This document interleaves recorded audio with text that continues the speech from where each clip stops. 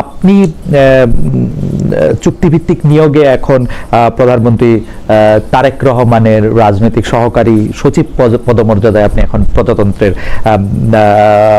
প্রজাতন্ত্রে আছেন। আপনাকে বাছাই করার পেছনে, মানে আপনাকে রাজনৈতিক সহকারী নিয়োগ দেওয়ার পেছনে কোন ফ্যাক্টরটি সবচেয়ে বেশি কাজ করেছে বলে আপনার মনে হয়? সবাইকে সালাম এবং শুভেচ্ছা। দেখেন, 2022 সাল থেকে গণ অধিকার পরিষদ বিএনপির সাথে যুগপৎ আন্দোলনে সম্পৃক্ত ছিল।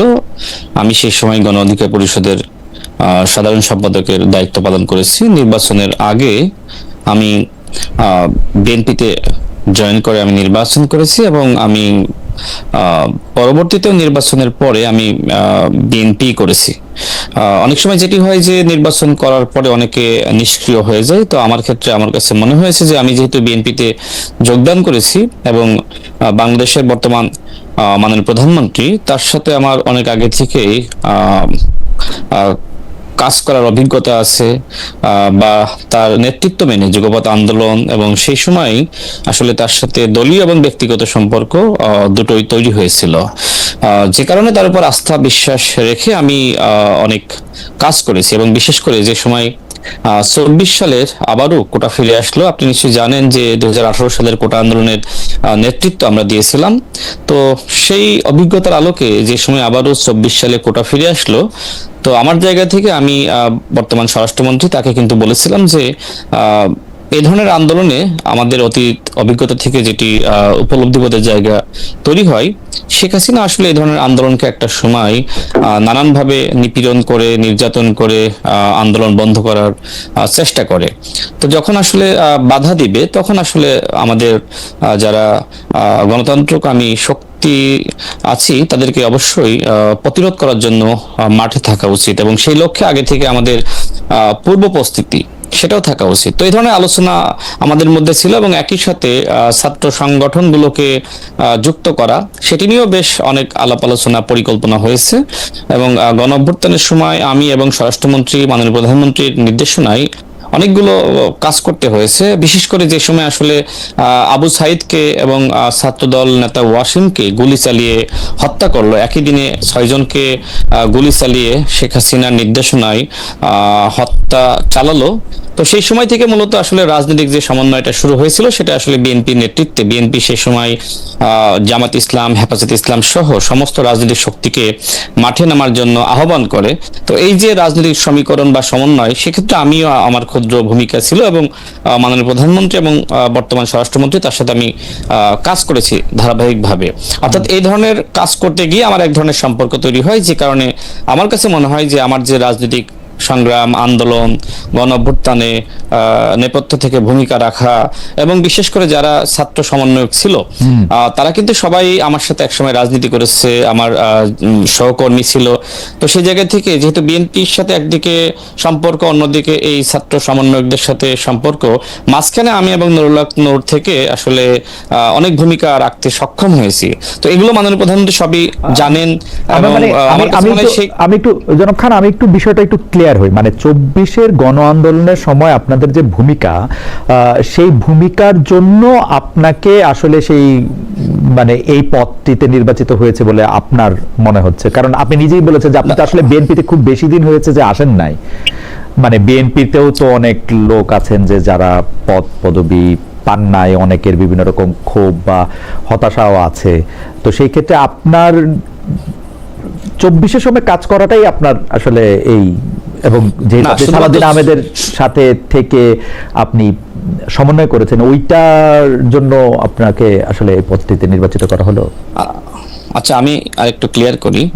আমি 2018 সালের বৃহৎ একটি ছাত্র আন্দোলনের নেতৃত্ব দিয়েছি, এবং সেই সময় শুরুর দিকে কিন্তু আমি মূল নেতৃত্বের জায়গায় ছিলাম। এরপরে আমি যে সময় অ্যারেস্ট হই, সেই সময় নুরুল হক নূর তিনি নেতৃত্ব দেন, এবং পরবর্তীতে জেল থেকে মুক্ত হয়ে আমরা সমন্বিতভাবে কোটা সংস্কার আন্দোলন সফল করি।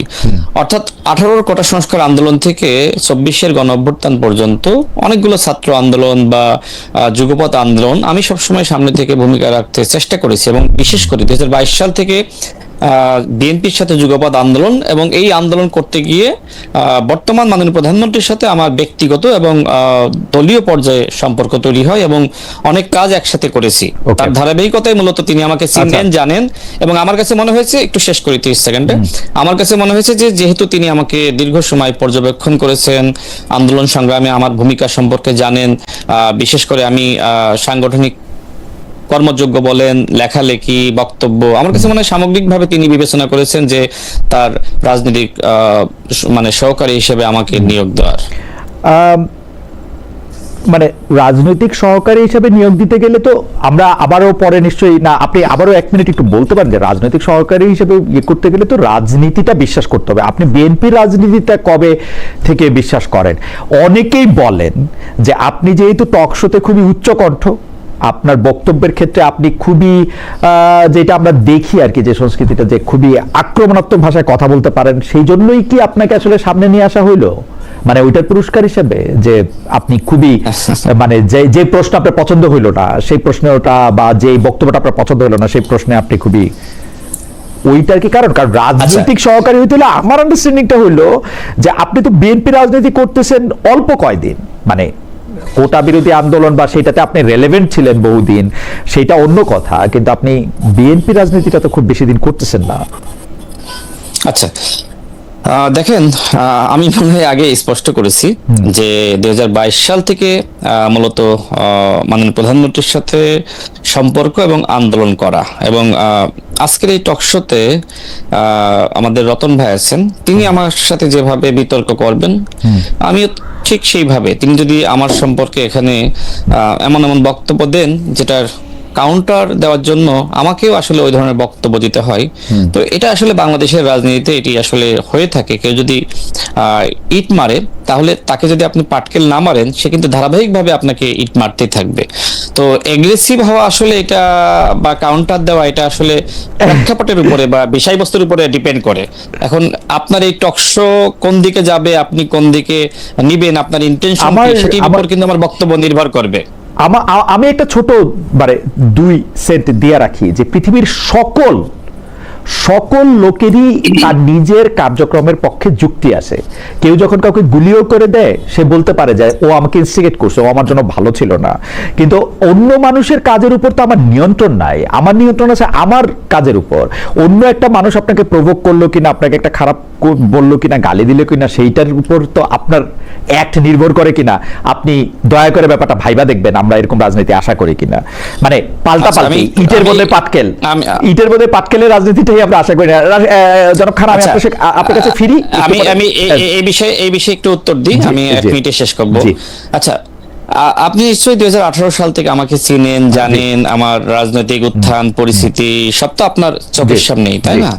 এখন গণ অভ্যুত্থানের পরে স্বাভাবিকভাবে রাজনৈতিক সংস্কৃতির পরিবর্তন হওয়া দরকার ছিল, কিন্তু যে সময় পরিবর্তন না হয়ে উল্টো লক্ষ্য করা যাচ্ছে যে বিএনপি সংগ্রামী মহাসচিব তার নেতৃত্ব নিয়ে, তার মন্ত্রিত্ব নিয়ে তিনি আগামীতে রাষ্ট্রপতি হওয়ার যোগ্যতা এগিয়ে আছেন নাকি তার যোগ্যতা নাই, এ ধরনের বক্তব্য আসে। এবং পাশাপাশি যে সময় আমাদের মাননীয় প্রধানমন্ত্রীর মেরুদণ্ড যে সময় 11-এর সময় ভেঙে দেওয়া হয়, তাকে নির্যাতন করা হয়, আসি আপনার কাছে খান, জনাব খান, আমি আপনার কাছে আসি, কারণ এটা একটু বড় লম্বা সময় নিয়ে কথা বলতে হবে, সেটা আমি আপনার কাছে আসতেছি। জনাব রাশেদ খান, আপনার একটা কথা ধরে আমাদের অনেক দর্শক অনেকগুলি মন্তব্য করতেছেন, আপনি কন্টিনিউ করবেন যে আপনার রাজনীতি, আপনার রাজনৈতিক দৃষ্টিভঙ্গি, সর্বোপরি আপনি যে বিষয়টা নিয়ে কথা বলতেছিলেন যে আপনার যে কাউন্টার করা, মানে রাজনীতিতে ঢিল এবং পাটকেল নিয়ে আমরা একটা আলোচনা শুনতেছিলাম, যে আপনি বলতেছিলেন যেহেতু রতন ভাই আপনাকে আক্রমণ করে কথা বলেন, কারণ রতন ভাই কাউকে আক্রমণ করে কথা বলেন না, আমি রতন ভাইকে আক্রমণ করলেও রতন ভাই হাসি মুখে সেটা ফেরত দেন, তো সেই জন্য আপনি রতন ভাইকে কিছু বলবেন না। কিন্তু কেউ এসে যদি আপনাকে ঢিল মারে, আপনি তাকে পাটকেল মারবেন, কেউ এসে যদি আপনাকে গুলতি দিয়ে মারে, আপনি তাকে গুলি করে দিবেন, কেউ যদি আপনাকে 1টা গালি দেয়, আপনাকে 10টা গালি দিবেন, এইটা হচ্ছে আপনার এটা। কিন্তু আপনি ওই প্রসঙ্গটা একটু বলবেন যে আপনি খুব জোরে সোরে ইদানিং বলেন, মানে এটা আমাদের দর্শকদের মতামত, মোহাম্মদ মালাওয়াইকি খুব ব্রিফলি এটাকে এরকম বলেছেন যে রাশেদ ভাই বলছেন স্বাধীনতা বিরোধীরা এখন বিরোধী দল, এটা অত্যন্ত লজ্জার। মরহুম বেগম খালেদা জিয়া স্বাধীনতা বিরোধী 2 জনকে মন্ত্রী দিয়েছিলেন, সেটাকে অন্তত গৌরবের নাকি? রাশেদের কাছে প্রশ্ন আমি মালয়েশিয়া থেকে। আপনি যদি ওই ঢিল পাটকেল থেকে শুরু করে আপনি যেসব বক্তব্য দেন সেই সব বক্তব্য একটু বলেন। কিন্তু আমরা অনেকগুলি বিষয় নিয়ে কথা বলবো রাশেদ, আমরা যদি একটু ব্রিফলি বলতে চেষ্টা করি। জনাব খান। দেখেন, যে সময় জামাত ইসলাম বিএনপির সাথে রাজনৈতিক জোটে ছিল এবং একসাথে নির্বাচন করেছে, সেই সময় জামাত ইসলামকে মানুষ মজলুম হিসেবেই জানতো। এবং এখনকার জামাতের নেতৃবৃন্দের বক্তব্য এবং সেই সময়কার নেতৃবৃন্দের বক্তব্যের মধ্যে বেশ পার্থক্য পরিলক্ষিত হয়। গণ অভ্যুত্থানের পরে জামাতের আমির তিনি শুরুতেই বিএনপির বিরুদ্ধে বক্তব্য দিলেন। তিনি বললেন যে বিএনপি নব্য ফ্যাসিস্ট, এক স্বৈরাচারকে হটিয়ে আমরা আরেক স্বৈরাচারকে ক্ষমতায় আনবো না। আচ্ছা, বিএনপি যদি গণ অভ্যুত্থানের পর পর স্বৈরাচার হয়ে যায়, তার মানে কি? তার মানে বিএনপি আগে স্বৈরাচার ছিল? আমার প্রশ্ন হলো, জামাত ইসলাম বিএনপিকে যদি স্বৈরাচার মনে করে, তাহলে বিএনপির সাথে কেন জোট করেছিল এবং কেন এইভাবে আসলে মন্ত্রিত্বের ভাগাভাগি বা সরকারের ভাগাভাগি করেছিল? আমি এটি আসলে বোঝাতে চাই যে যে সময় আসলে বিএনপির সাথে জোটে ছিল তাদের আচরণ, বা যে সময় আসলে তারা অপোজিশনে ছিল বিএনপির সাথে তাদের বক্তব্য, কথাবার্তা আর বর্তমানের কথাবার্তা, আচরণ আমার কাছে একরকম মনে হয় না। আমার কাছে মনে হচ্ছে যে জামাত ইসলাম এই মুহূর্তে প্রধান বিরোধী দল, এবং এই প্রধান বিরোধী দল হওয়ার পরে জামাত ইসলাম মজলুম থেকে জালিম হয়ে গেছে। এবং বাংলাদেশের ইতিহাসে এমনটি দেখা যায় না যে আপনি যে সময় আসলে অপোজিশনে থাকবেন সেই সময় আপনি জালিম হয়ে যাবেন। একমাত্র জামাত ইসলামের ক্ষেত্রে আমার ভিন্নতা মনে হচ্ছে। দেখেন, তাদের এমপিদের নানান ধরনের কেলেঙ্কারি, এমপিদের কেলেঙ্কারি প্রসঙ্গে একটু আমরা পরে আসি। এটা যার যার ব্যক্তি মানে ওইটা নিয়ে আমরা, আপনি এটা বলতেছিলেন যে জামায়াত যখন মজলুম ছিল তখন জামায়াতের কথা ছিল একরকম। এখন জামায়াত 2001 থেকে 2006 পর্যন্ত মন্ত্রী ছিল জামায়াতের থেকে। জামায়াতের শীর্ষ নেতৃবৃন্দদের ফাঁসি হয়েছে তারপরে, তো হঠাৎ করে জামায়াত জালিম হইল কেমনে? মানে, এবং আপনি শফিকুর রহমানের কথা বলছেন যে শফিকুর রহমান বলেছিল যে এক স্বৈরাচার থেকে আরেক স্বৈরাচার। শফিকুর রহমান কিন্তু কারো নাম বলেন নাই, তখনও বিএনপির সাথে ওরকম বৈরিতা তৈরি হয় নাই। তাহলে আপনারা কেন এটা নিজের কাছে নিলেন কেন এই কথাটা? মানে আমার যদি মানে নাম না নিয়ে কেউ বলেন যে মানে আপনার নিজের কাছে, মানে তো এটা কলা খাইনের মতো হইল। আচ্ছা, শোনেন, সবসময় নাম বলা লাগে না। অনেক সময় বক্তব্য শুনলে বোঝা যায় যে তিনি আসলে কাকে বোঝাচ্ছেন। এবং এই যে নাম নেননি, তারপর আবার নাম নিয়েছেন। তিনি তার একটা বাক্যে নাম নেননি, পরবর্তী বাক্যে তিনি ওই দলের নেতার নাম নিয়েছেন বা দলের নাম নিয়েছেন। আপনি হয়তো জাস্ট অতটুকু বক্তব্য শুনেছেন, পরের বক্তব্য হয়তো শোনেননি। সিরিয়াসলি আমি ওই বক্তব্যটার মধ্যে আমি বিএনপি বলতে শুনি নাই। মানে উনি বলছেন তখন শোনেন নাই, পরে বলছেন একই বক্তব্যে না, আমি বলছি যে এখন তো শুনতেছেন। এখন শুনতেছি, রাইট, এখন তো শুনছেন, হ্যাঁ, তারপরে তো শুনেছেন। তার মানে কি? তার মানে ওই সময় তিনি কাদেরকে ইঙ্গিত করে বলেছিলেন, তার পরের বক্তব্য যদি আপনি শোনেন তাহলে তখনই বুঝছিলেন। আমি তো এখন বুঝলাম, আপনি তখন বুঝলেন। আমি কেন না, তখন আমি কেন বুঝবো না? আমি রাজনীতি করি না, আপনি তো সাংবাদিক, তাই না? আপনি অনেক কিছু, আপনার প্রফেশনালিজম, আপনি অনেক কিছু আগে বোঝেন, আমার থেকে বেশি বোঝেন। কিন্তু আমি যেহেতু রাজনীতি করি, আমাকে তো অনেক কিছু বুঝতে হয়, শিখতে হয়, আমাকে তো এই লাইনে কাজ করতে হয়। আপনি মনে করতে চাই এখন বিরোধী দল হিসেবে, জামাত ইসলামের বিরোধী দল হিসেবে এটা লজ্জার, ওই সময় সরকারি দলে থাকতেও সেটা লজ্জার ছিল না বেগম জিয়ার সময়? ওইটাই যদি একটু ব্যাখ্যা করতেন। ঠিক, আমার প্রশ্ন তো সেটি যে আপনি যেহেতু বিএনপির সাথে জোটে ছিলেন, তো সেক্ষেত্রে বিএনপির প্রতি আপনার যে ধরনের বক্তব্য থাকা উচিত, আমরা তো সেই বক্তব্য আমরা লক্ষ্য করছি না। আপনি মনে করলেন যে আওয়ামী লীগের পতন হয়েছে, এবার বিএনপির পতন। জামাত ইসলামের একটা বিশেষ সুবিধা আছে, জামাত ইসলামী সবার সঙ্গে থাকতে পারে। আওয়ামী লীগের সাথে 86 নির্বাচনে এর সাথে সাথে চলে যেতে পারে, আওয়ামী লীগের সাথে মিলে নির্বাচন করতে পারে। জামাত ইসলামী তত্ত্বাবধায়ক সরকারের জন্য বিএনপিকে ক্ষমতা থেকে সরাই দিতে পারে, আবার বিএনপির সাথে জোট করতে পারে, বিএনপি থেকে মন্ত্রী হতে পারে। জামাত ইসলামের কথাই হইতেছে না এখানে কথা হচ্ছে যে বিএনপির পক্ষ থেকে যে আচরণটা জামাত ইসলামের সঙ্গে করা হচ্ছে সেইটা ঠিক আছে কিনা, বা আপনার পক্ষ থেকে করা হচ্ছে সেইটা ঠিক আছে কিনা? আপনি মানে এখন যেটা করা হচ্ছে, এখন আপনি যেটা করতেছেন, যদি এইটা ঠিক থাকে তাহলে বেগম জিয়া ভুল ছিল। না, আমি কিন্তু জামাতের এখনকার যে আচরণ আমি সেটা নিয়ে কথা বলছি। জামাতের অতীতের আচরণ বক্তব্য সেটি নিয়ে তো আমি সমালোচনা করছি না, কথা বলছি না। না, আমি জামাতের বর্তমানের যে আচরণ, সমালোচনা, গালিগালাজ, প্রতিদিন পতনের হুমকি, এমনকি যে এনসিপির কিছু নেতৃবৃন্দের দ্বারা মানে জামাতের মুখপাত্র বানিয়ে প্রতিনিয়ত জামাতের যারা মিনিস্টার আছে, দুঃখিত, যারা বিএনপির মন্ত্রী আছে তাদেরকে গালিগালাজ করানো, এগুলো কন্টিনিউয়াসলি চলতেছে। তো এইগুলো তো আসলে আমাদের অতীতে আমরা কখনো দেখি না। এমনকি শেখ হাসিনার সময়েও এইভাবে শেখ হাসিনাকে গালিগালাজ করা বা অন্য দলকে গালিগালাজ করা, হ্যাঁ, সমালোচনা আলোচনা হয়েছে, কিন্তু এখন তো আসলে মাত্রা ছাড়িয়ে গেছে। জামাতের নেতৃবৃন্দ যে ভাষায় কথা বলছে, এনসিপি নাসিরউদ্দিন পাটোয়ারিরা যে ভাষায় কথা বলছে, এটা তো বাংলাদেশের রাজনীতি ছিল না। সুতরাং বাংলাদেশের রাজনীতিকে তারা কলুষিত করছে। এখন আমার কাছে মনে হয় যে জামাতের সাথে বা এনসিপির সাথে এখন খুব বেশি ভদ্র আচরণ করার খুব বেশি সুযোগ আছে বলে আমার কাছে মনে হয় না। তারা আপনাকে মানে যেহেতু তারা রাজনীতিকে কলুষিত করতেছে, আপনি এটাকে ডাবল কলুষিত করে এটাকে ঠিক করবেন, মানে আদমরাদের ঘা মেরে তুই বাঁচা। না, ডাবল কলুষিত না। দেখেন, তারা এই ধরনের বক্তব্য আচরণের মাধ্যমে তারা আসলে রাজনৈতিক ভারসাম্যহীনতা সৃষ্টি করতেছে। এখন তারা মনে করতেছে যে আমরা যে ভাষায় বক্তব্য দিচ্ছি, হয়তো আমাদের এই ভাষার বক্তব্য বা আমাদেরকে কাউন্টার করার কেউ নাই, তারা লাগাতার বলতেই আছে। যেমন আমাদের মাননীয় প্রধানমন্ত্রীকে নিয়ে তিনি কটাক্ষ করলেন, এরপরে তার কন্যাকে নিয়ে, এমনকি তার সহধর্মিণীকে নিয়ে, এমনকি শহীদ প্রেসিডেন্ট জিয়াউর রহমানকে নিয়ে। কিচ্ছু হয় না এসব কটাক্ষ করলে। এটা যদি যা যায় কটাক্ষ, এটা কিচ্ছু হয় না, এমন কিছু হয় না যে বক্তব্য আপনি কটাক্ষ করতেছেন। আপনি আমার কটাক্ষ করেন, আপনি আমার কটাক্ষ করেন। আমি আপনাকে বলি, আপনি আপনার একটা প্রোগ্রামে সম্ভবত আপনি আওয়ামী লীগের কোনো নেতাকে আনতে চেয়েছিলেন। তো সেই সময় আমার স্পষ্ট মনে নাই আওয়ামী লীগের কোনো নেতাকে বা শেখ হাসিনাকে আপনি কিছু প্রশ্ন করতে চেয়েছিলেন। করতে চাই, হ্যাঁ, এক্স্যাক্টলি। এরপরে বাংলাদেশে আপনাকে নিয়ে অনেক সমালোচনা হয়, আপনাকে গালি দেয়, এরপরে কিন্তু আপনি সেটা আর করেন নাই। কোনটার করি নাই? শেখ হাসিনা ইন্টারভিউ দিলে এখনো করব না। আপনি একটা পোস্ট করেছিলেন আমার যতটুকু মনে আছে। আমি কোনো পোস্ট করি নাই, আমার কোনো সোশ্যাল মিডিয়ায় পোস্ট নাই। আমি বলি, আমি ঢাকা ইউনিভার্সিটিতে একটা বক্তৃতা দিতে গেছিলাম, সেই বক্তৃতার মধ্যে একজনের প্রশ্নের জবাবে আমি বলছি, আমি যদি আইন আমার ভাঙতে হয় তাইলে আমি শেখ হাসিনাকে ইন্টারভিউ করে সেই আইন ভাঙতে চাই। এই আইন ভাঙতে আমি সাদ্দামের ইন্টারভিউ করে সেই আইন ভাঙতে চাই না। দ্যাট ওয়াজ আমি সেটাই বলছি। এরপরে আমি আর কোই ইন্টারভিউ করি নাই। আমাকে যদি শেখ হাসিনা এখন ইন্টারভিউ দেন, আমি এখন ইন্টারভিউ করব না। আমি বলছি যে আপনার যদি মানে সমালোচনা বলেন, আলোচনা বলেন, বা যেভাবে গালিগালাজ করছিল সেটি না করলে কি আপনি আপনার অবস্থান থেকে সরে যেতেন? আমি কি আমার অবস্থান থেকে সরে গেছি? আমি তারপরের দিন আবার বলছি টেক ইট ব্যাক। আমি তারপর দিন আবার বলছি যে আমি শেখ হাসিনা ইন্টারভিউ এখনো নিতে চাই, এখনো বলতেছি, এবং এই পৃথিবীতে এমন কোনো সাংবাদিক নাই যে শেখ হাসিনা ইন্টারভিউ নিতে চাইবে না এখন। ঠিক আপনার সেই বক্তব্যই আমি বলছি যে আপনার সেই সময় সমালোচনা হয়েছিল। আমার যতটুকু মনে আছে যে আপনি এর পরবর্তীতে আপনার অবস্থানটা আপনি পরিষ্কার করেছিলেন, বা কেন এই কথা, বা আমার কাছে মনে হয় এখনো তো তাই বললাম। আমি এখনো তো তাই বললাম।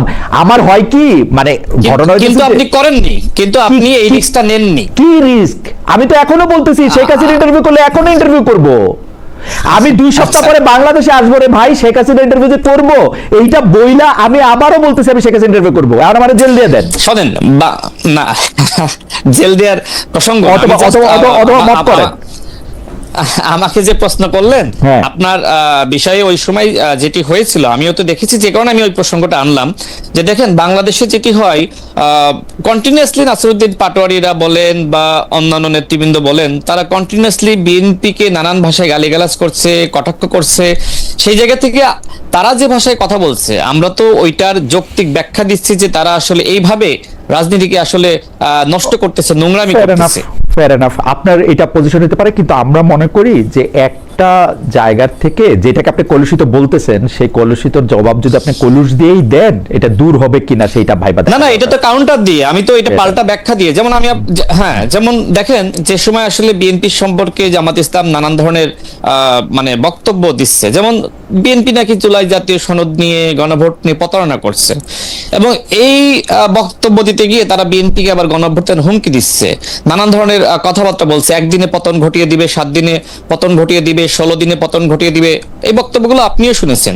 তো সেই জায়গায় জামাত ইসলামের যে মুনাফিকি, প্রতারণা, ভণ্ডামি, সেগুলো আমরা মানুষের সামনে স্পষ্ট করছি যে যেখানে জুলাই জাতীয় সনদ নিয়ে অন্তর্বর্তীকালীন সরকার প্রতারণা করলো, গণভোটের অধ্যাদেশ নিয়ে অন্তর্বর্তীকালীন সরকার প্রতারণা করলো, এবং সেটা ব্যাখ্যার সহিত যে এই জায়গায় ডক্টর মোহাম্মদ ইউনূস প্রতারণা করেছে, এই জায়গায় অন্তর্বর্তীকালীন সরকার প্রতারণা করেছে, বিএনপি ব্যাখ্যা চাইলে আপনি দিতেই পারেন। সেই ব্যাখ্যাই তো, সেই ব্যাখ্যা যদি না, সেই ব্যাখ্যা আমি আপনাকে বলি, যেমন নিউজ 24 এর একটি টকশোতে আমাকে লাগাতার barrister Shahriar Kabir royal agent বলছে 3 মিনিট ধরে। আমি কিন্তু হাসতেছি, আমি মানে তাকে বোঝানোর চেষ্টা করতেছি, তো তিনি কন্টিনিউয়াসলি কিন্তু আমাকে রয়্যাল এজেন্ট বলেই যাচ্ছেন। যেখানে বাংলাদেশে নরেন্দ্র মোদীর আগমন বিরোধী আন্দোলন নুরুল হক নূরসহ আমরা করেছিলাম, এবং সেই সময় আমার নামে 3টা মামলা হয়।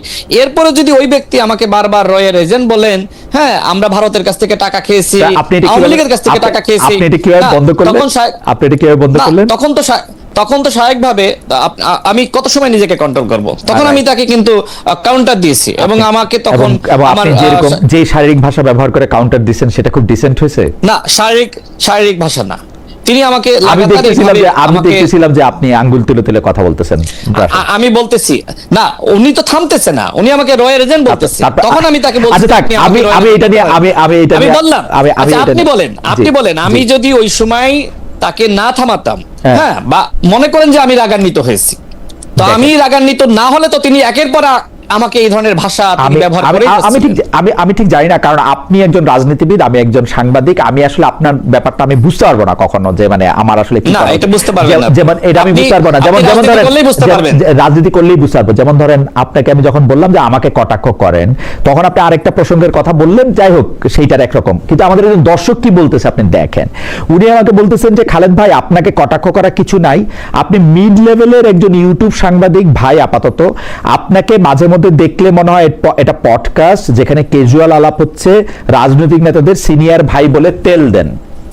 ফেয়ার এনাফ, এটা ওনার মনে হয়েছে, কারণ আমি কোনো গুরুত্বপূর্ণ লোক না, আমাকে কটাক্ষ করারও কিছু নাই, সেজন্য আমি হয়তো বুঝতে পারবো না যে আপনাকে কটাক্ষ করলে বা আরেকজন মানুষকে আরেকটা কথা বললে এটা কোথায় ইয়া করা উচিত।